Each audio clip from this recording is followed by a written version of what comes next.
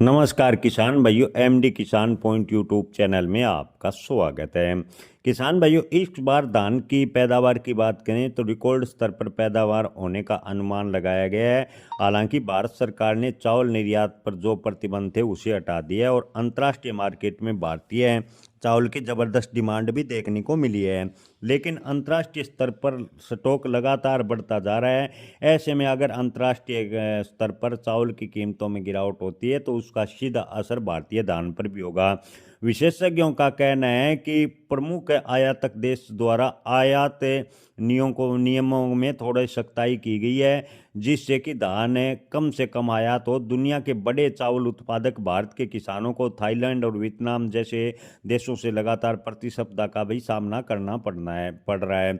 Olam India के deputy managing director Nitin Gupta के अनुसार खरीदार के वो फिलहाल इंतजार और रणनीति अपना रहे हैं कि भारत में बड़े घरेलू अधिवेशन के चलते कीमतें नीचे तक जा सकती है।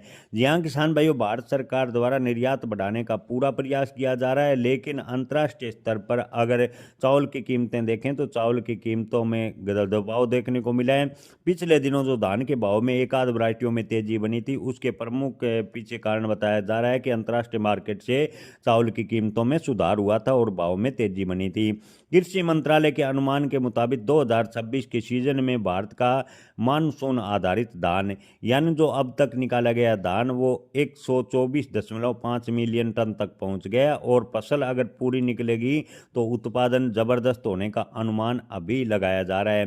किसान भाइयों, आपको बता दें कि नितिन गुप्ता का अनुमान है कि अफ्रीका और पश्चिम एशिया के निकट भविष्य में अगर मांग कमजोर होती है तो अप्रैल तक भारतीय चावल की कीमत मौजूदा आपको बता दें कि समय में $350 प्रति टन के आसपास है चल रही है। अगर इसी प्रकार अंतर्राष्ट्रीय स्तर पर चावल आयात होता रहता है तो धान के भाव $15 से $25 प्रति टन के आसपास तक कम हो सकते हैं, जिससे धान के भाव पर हल्का दबाव देखने को मिलेगा। ऐसा आपको बता दें कि नितिन गुप्ता का मानना है। जी हाँ किसान भाइयों, अंतर्राष्ट्रीय मार्केट में अगर चावल के दाम बढ़ते हैं तो भारतीय धान के भाव को सहारा मिलेगा, क्योंकि अब की बार जबरदस्त धान का निर्यात किया जाता है।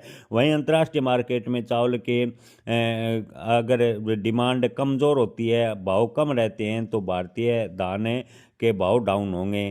किसान भाइयों, एशिया का बेंचमार्क चावल मूल्य दिसंबर के बाद एक हफ्ते में 4% से अधिक गिर गया। इससे पहले कीमतें अक्टूबर के अंत में 10 साल के निचले स्तर पर थी और फिलहाल की बात करें तो अंतर्राष्ट्रीय स्तर में ज़बरदस्त चावल का जो स्टॉक है वो देखने को मिल रहा है। किसान भाइयों, निर्यातकों का कहना है कि भारत सरकार चावल निर्यात को लेकर अगर सब्सिडी दे तो चावल निर्यात अच्छी मात्रा में होगा और धान के भाव को कंट्रोल किया जा सकता है।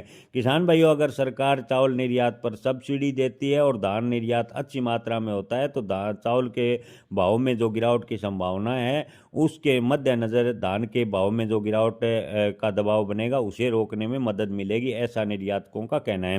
किसान भाई, ओवरऑल स्थिति देखें तो भारतीय धान का भाव अंतर्राष्ट्रीय मार्केट पर निर्भर करेगा। अगर अंतर्राष्ट्रीय मार्केट में चावल की कीमतें गिरती है तो धान के भाव में गिरावट होगी। वहीं अगर चावल के भाव अंतर्राष्ट्रीय मार्केट में बढ़ते हैं तो धान के भाव में तेजी की संभावनाएं बनेगी। जय किसान, धन्यवाद।